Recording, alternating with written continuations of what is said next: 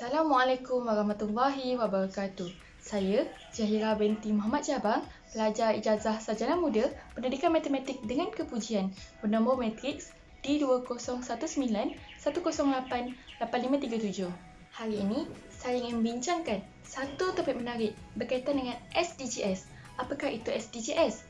SDGs ini ialah singkatan bagi Sustainable Development Goals yang mana merupakan satu program pembangunan dunia yang bertujuan untuk menyejahterakan masyarakat dan melestarikan alam semula jadi.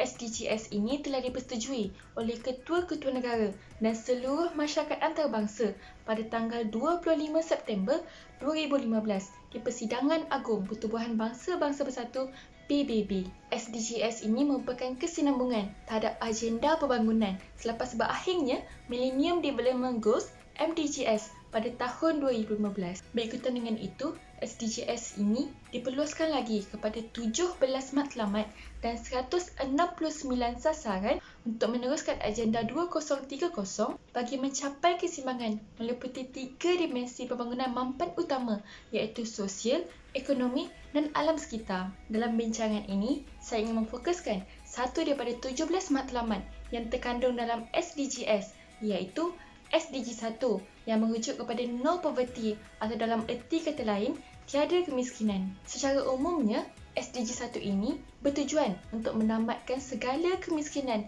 yang wujud di dunia ini dalam apa jua bentuk. Pelbagai pelaksanaan multidimensi di seluruh negara telah dilaksanakan, yakni merupakan program-program pembasmian kemiskinan yang telah bermula seawal tahun 1960-an. Malaysia juga tidak terkecuali dalam usaha membasmi kemiskinan dengan cara memberikan penekanan dalam pelbagai aspek. Sehingga hari ini, sebahagian besar kemiskinan mutlak telah berjaya dibasmi oleh pihak Kementerian Malaysia. Oleh itu, Malaysia kini memfokuskan pada Dasar Pembangunan Nasional DPN yang mengekalkan strategi pelaksanaan berasaskan Dasar Ekonomi Baru 1971-1990 iaitu pembasmian kemiskinan dan penyusunan semula masyarakat. Usaha ini adalah untuk memperbaiki ketidakseimbangan sosial ekonomi kaum serta mengukuhkan perpaduan negara. Jadi, marilah kita lihat dua contoh pendekatan yang diambil oleh Malaysia dalam usaha pelaksanaan DPN. Baiklah, pendekatan yang pertama ialah mengambil kira hasil pencapaian yang berkualiti dan berkekalan. DPN melihat kepada keperluan-keperluan yang diperlukan oleh masyarakat untuk mencapai sesuatu hasil yang berkualiti dan tahan lama dalam satu jangka masa yang panjang. Apabila suatu produk itu berkualiti dan mendapat sambutan ramai, maka kadar kerugian juga akan berkurang. Oleh itu, dalam proses menghapus kemiskinan di kalangan golongan termiskin, DPN berusaha memberikan penekanan dalam aspek pendidikan kepada masyarakat yang bertujuan untuk mengembangkan minat mereka dan meningkatkan daya kreativiti mereka untuk mencipta dan menghasilkan sesuatu benda baru. Latihan intensif secara menyeluruh juga diberikan dalam usaha memantapkan lagi kemahiran sedia ada pengeluar bagi penghasilan produk-produk yang baru yang penuh inovasi dari kebiasaannya.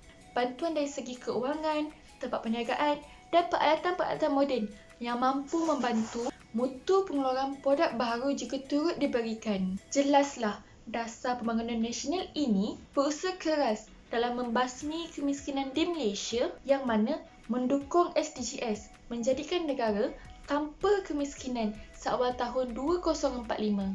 Baiklah, pendekatan yang kedua pula ialah pembasmian kemiskinan. Dalam melaksanakan strategi pembasmian kemiskinan, latihan yang mantap diberikan kepada belia-belia di luar bandar supaya mereka boleh mendapatkan kerja yang berkemahiran dan berpendapatan tinggi.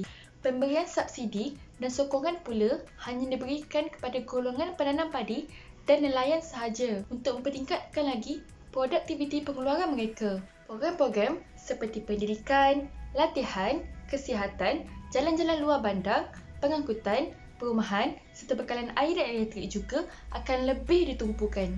Usaha mengurangkan ketidakseimbangan pembangunan di antara wilayah-wilayah khususnya di Sabah dan Sarawak juga akan turut dipergiatkan. Di kawasan bandar pula, kemiskinan relatif akan dikurangkan dengan cara penyediaan peluang untuk meningkatkan pendapatan dengan lebih baik. Penyediaan kemudahan asas seperti perumahan, pengangkutan dan kemudahan awam juga turut disediakan. Kerajaan juga akan membuat perancangan dan penetapan zon pembangunan bandar secara teratur supaya dapat mengawal pertumbuhan kawasan-kawasan setinggan, malah menyediakan peluang-peluang terbuka kepada golongan yang terlibat dalam perniagaan dan juga industri kecil.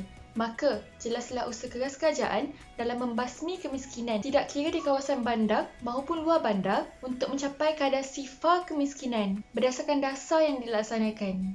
Kesimpulannya, Dasar Pembangunan Nasional ini akan sentiasa meneruskan usaha-usaha untuk mengurangkan ketidakseimbangan ekonomi bukan sahaja di kalangan kaum etnik tetapi juga dalam kalangan golongan kaya dan miskin. Usaha ini mempunyai tujuan yang jelas di mana ingin melestarikan matlamat Sustainable Development Goals SDGs, khususnya SDG 1 iaitu No Poverty menjangkau tahun 2045.